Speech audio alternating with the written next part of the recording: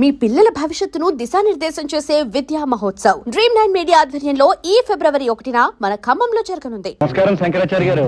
నమస్కారం జగన్నాథం గారు. రండి కూర్చోండి. తమరిని ఒక సహాయం అడగాలని వచ్చాను. సహాయం అయితే అడగక్కర్లేదు, చెప్పి చేయించుకోవచ్చు. ఏమీ లేదు, మోదుగులపాలెంలో మా మిత్రుడు పెళ్లి, దాన్ని మహానుభావులైన తమరి చేతి మీదుగా జరిపించాలని నా అభిలాష. కనుక తమరు కాదనకుండా సాయంకాలం వెళ్ళి ఆ శుభకార్యం జరిపించి రావాలి.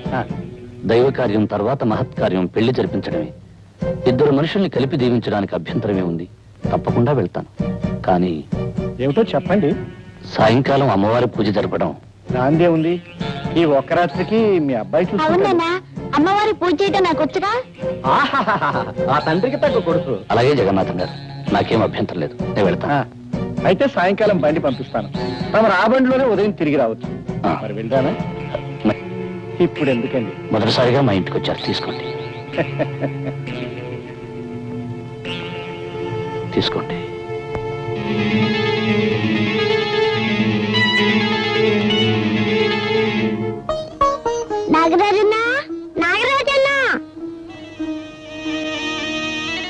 నాగరాజన్నా, నేను ఎప్పుడూ ఒంటరిగా వదలలేదు. ఇప్పట్లోంచి బయటకు వస్తే ఎవరైనా ఏమైనా చేయొచ్చు.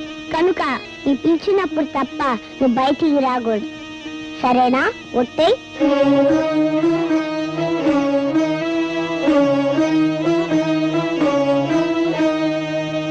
నాన్నగారితో నేను వెళ్తానమ్మా.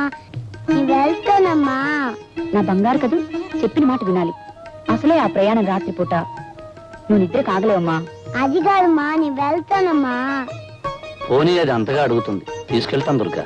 అది కాదండి, మళ్ళీ మీకు లేనిపోయిన శ్రమ. శ్రమ ఏముంది, బండిలో వెళ్ళి బండిలో రావడమే. దారిలో అల్లరి చేసి నాన్నగారిని విసిగించుకో. విసిగించదు కానీ నువ్వు అమ్మని మాత్రం విసిగించుకే. రామ్మ రాధా. బాబు సూరి, చీకటి పడ్డాక గుళ్ళో పూజ చేయడం మర్చిపోకు. అలాగే నాన్నగారు.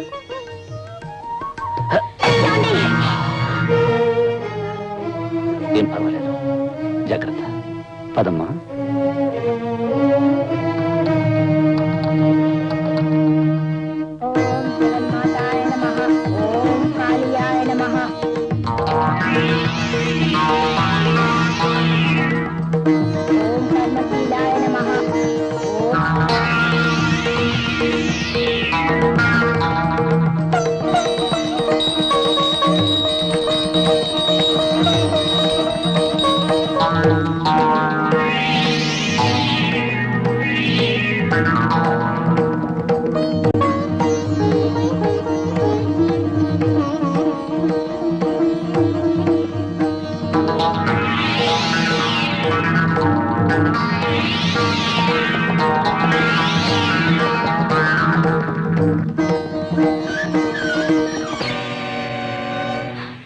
జగన్నాథం గారు.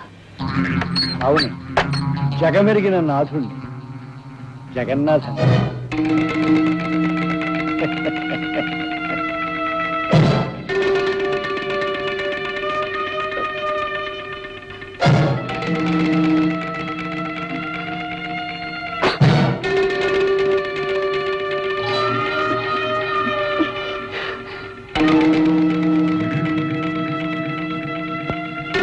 ఏమిటిది?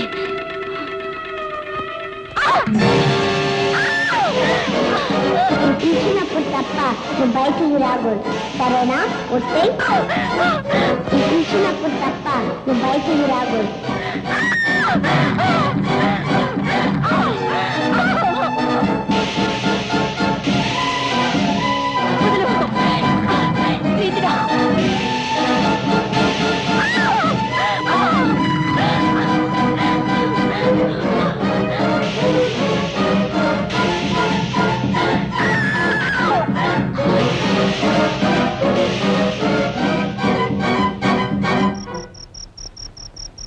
అమ్మా, అమ్మా, అమ్మా.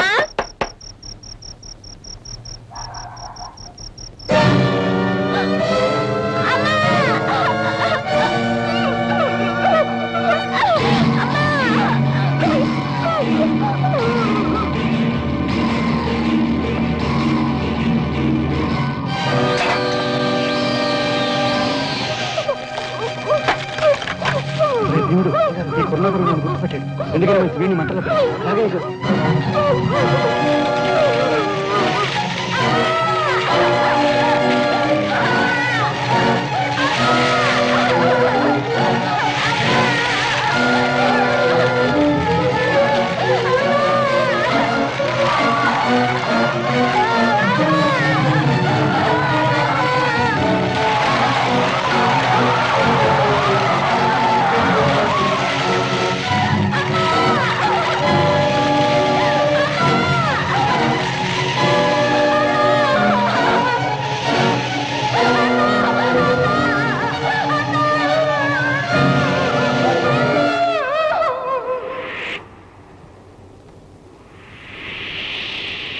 నాన్న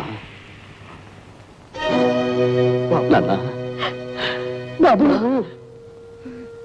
ఈ నాన్న మీద కోపంతో రావేమో మీ అనుకున్నా నీడను పెరిగిన వాడిని మీ మీద కోపం ఎందుకు తెచ్చుకుంటాను నాన్న? అది కాదు బాబు, ఆయనన్న మాటలకు నువ్వు మనసు కష్టపెట్టుకొని. అదేమిటమ్మా, ప్రేమతో ప్రాణంలా పెంచుకున్న మీకు కాకపోతే నన్ను మాటలనే అధికారం ఎవరికుంటుంది? అదేమిటి బాబు, పెంచుకున్నా పెరిగినా అంటున్నావు? నేనన్న మాటలో చెప్పిన విషయం నిజమేనా అనుకుంటున్నావా?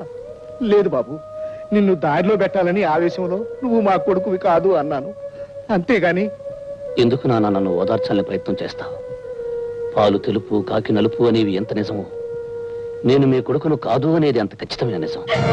అవునమ్మా, చాలాసార్లు నాకు నిద్దట్లో అర్థం లేని కళ్ళలా కనిపించే దృశ్యాలకి అర్థం తెలిసింది. చెదిరి చెరిగిన గతము నాకు స్పష్టంగా గుర్తొచ్చింది. నేను మీకు నీటిలో కొట్టుకొచ్చి దొరికాను కదూ, ఆ ప్రవాహంలోకి నేను ఎలా పడ్డానో నాకు తెలిసి వచ్చింది. దానితో నా కర్తవ్యం ఏమిటో కూడా నాకు ఇప్పుడు తెలిసింది. ఏమిటి బాబు, ఏమిటి నువ్వు అనేది? నాకు జన్మనిచ్చిన తల్లి చనిపోయి ఉండొచ్చు, కానీ నా తండ్రి నా చెల్లెలు బ్రతికి ఉంటారు. వాళ్ళు కలుసుకుని తీరాలి. అంటే మమ్మల్ని వదిలి వెళ్ళిపోతావా? ఈ లోకంలో ఎవరు ఎవరితో శాశ్వతంగా ఉంటారు. జన్మ ఇచ్చిన కన్నవాళ్ళని వదిలి కట్టుకున్న వాడితో కలిసి వెళ్ళిపోతుంది ఆడపిల్ల. 9 నెలలు మోసి కని పెంచిన తల్లిని వదిలి తన దారిని తన భార్యతో వెళ్ళిపోతాడు మగపిల్లవాడు. జీవితాంతం కలిసి ఉండాల్సిన ఆరుమగలలు ఎవరో ఒకరు ముందుగానే శాశ్వతంగా వదిలి వెళ్ళిపోతారు. ఎంత గొప్ప బంధమైనా కొంతకాలమే ఉంటుంది, కాలమంతా నిలిచి ఉండదు. ఏమంటారు? ఏమంటాం బాబు, నువ్వు చెప్పేదంతా నిజమేగా. అందుకే ఇంతకాలం దూరమైన నా వాళ్ళని ఒక్కసారి చూడాలని ఉంది. బాబు, అమ్మా, ఈ జన్మలో మీ రక్తాన్ని పంచుకోకపోయినా మీ ప్రేమను పంచుకున్నాను. వచ్చే జన్మలో మీ కడుపునే పుట్టాలని, మీ బిడ్డగానే ఎదగాలని ఆ దేవుణ్ణి మరీ మరీ కోరుతున్నాను. బాబు,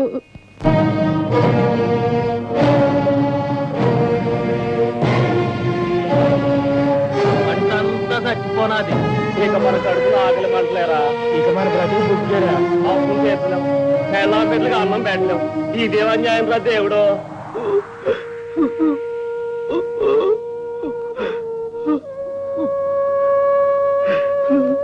ప్రకాష్, రాధా ప్రకాష్, అయిపోయింది రాధా, పంట నాశనం అయిపోయింది, నా బ్రతుకు చీకటి అయిపోయింది. ఊరుకో ప్రకాష్, ఊరుకో. అసలు ఏమైంది? అందరి పొలాలు ఎందుకులా ఎండిపోయాయి? ఖచ్చితమైన కారణం ఇంతవరకు ఎవరికి తెలియలేదు రాధా.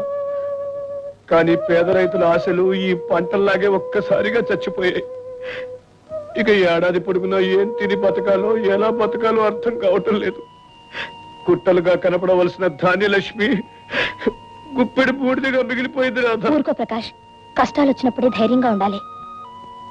ఏం ధైర్యం రాధా, అప్పు చేసి ఎరువులు కొన్నాను, చెమటోడ్చి శ్రమ పడ్డాను. పంట బాగా పండుతుందని అప్పు తీర్చేసి మిగిలిన డబ్బుతో మనం పెళ్లి చేసుకుని హాయిగా ఉండొచ్చని ఆశపడ్డాను. అంత వృధా అయిపోయింది, అంత వృధా అయిపోయింది.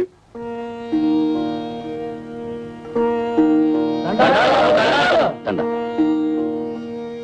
ఏమిటి బాబు అందరూ ఇలా వచ్చారు? ధర్మమూర్తులు, దైవం లాంటి వారు, తమరే మాకు న్యాయం చేయాలి. అవును బాబు, ఆచార్యులు గారు, మాకు జరిగిన అన్యాయానికి న్యాయం తమరే చేకూర్చాలి బాబు. అసలు విషయం ఏమిటో వివరంగా చెప్పండి.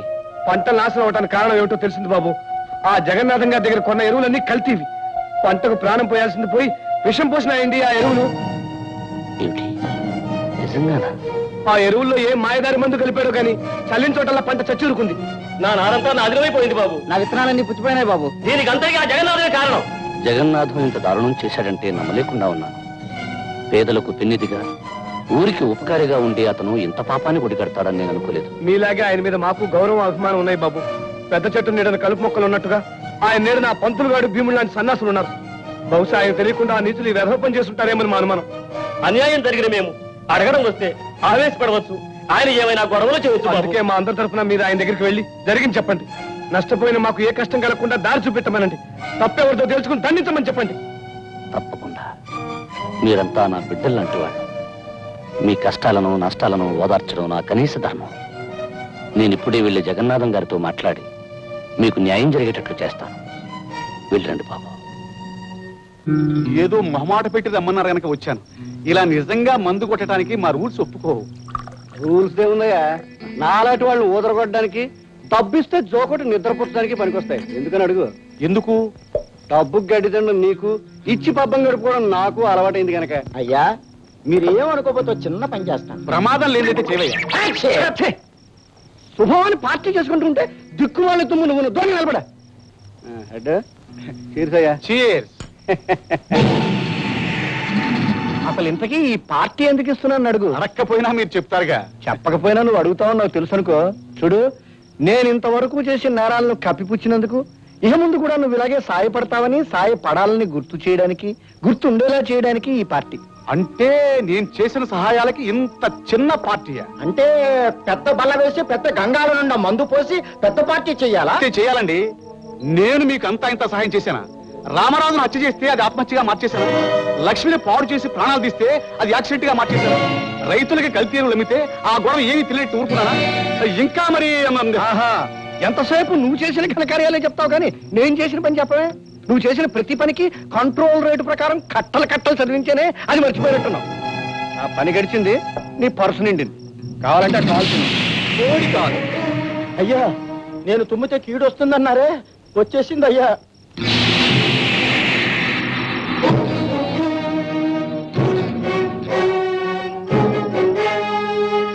గారు అమరా, తమరొచ్చి ఎంతసేపు అయింది?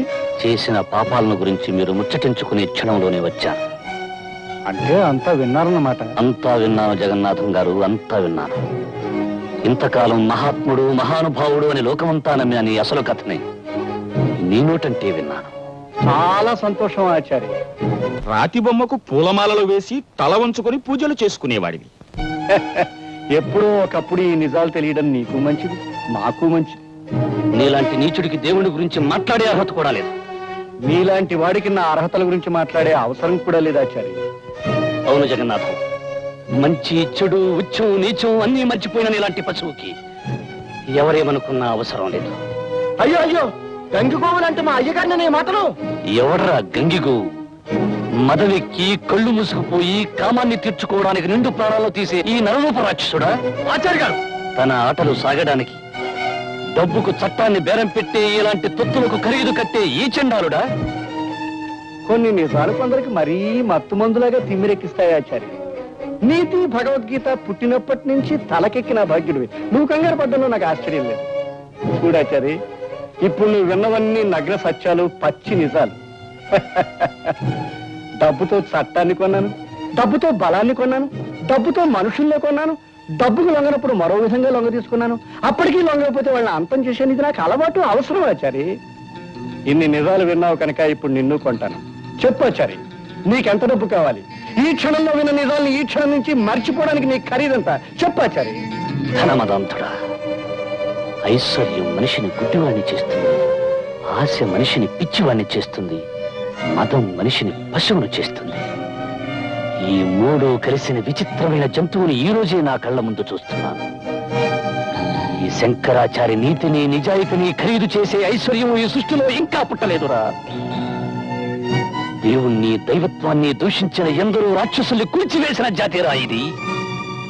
ఈ రోజుతో నీ పాపాలకి ముగింపు పలికి నీ అసలు రూపం లోకానికి తెలిపి ప్రజలను రెచ్చగొట్టి నిన్ను నిన్ను నిన్ను సర్వనాశనం చేస్తాను చండాలుగా. వీడు మనందరి విషయం బయటపెట్టి తీరుతాడు. మరి ఇప్పుడు ఎలాగండి అయ్య గారు? మరేం భయం లేదు. వాడి చావుకి ఆహ్వాన పత్రికని వాడే ఇక్కడ వదిలి వెళ్ళాడు. భయంకర